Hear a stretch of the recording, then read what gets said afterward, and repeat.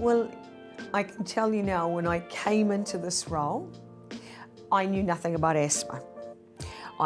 So I had no idea, I haven't really been around asthma.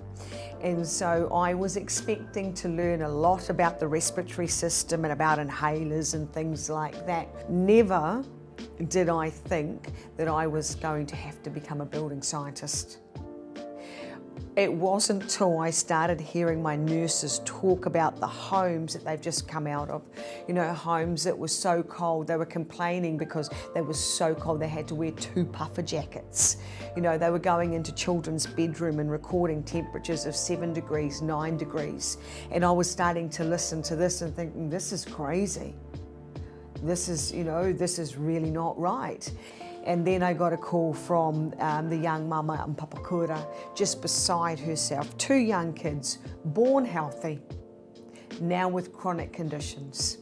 And so that was what had me realise Asthma New Zealand's mission is a 50% reduction in hospitalisation from asthma by 2029.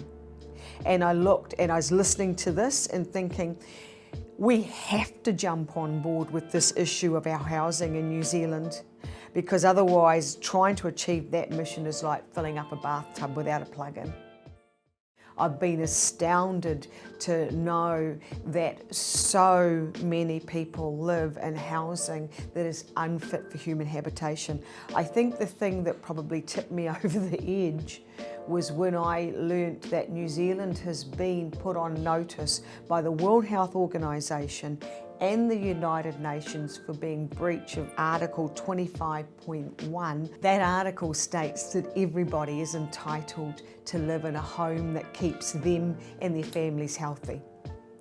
And so when I learned that we've knowingly, government after government have been in breach of that, that was sort of the straw that broke the camel's back for me personally and from an Asthma New Zealand perspective, because we represent 700,000 Kiwis that live with respiratory disease. Given the fact that we need to be building many more houses, please let us not keep building houses to a building code that allows us to build the unhealthiest house that we can do legally. It doesn't make sense. In 40 years' time, somebody else is going to be sitting in this chair saying what I'm saying. And I think that would be the greatest insult to all of the so-called adults that are responsible for fixing this problem right now in 2021. What legacy are we leaving for our future generations? Because if it's more of the same, then that's not a legacy.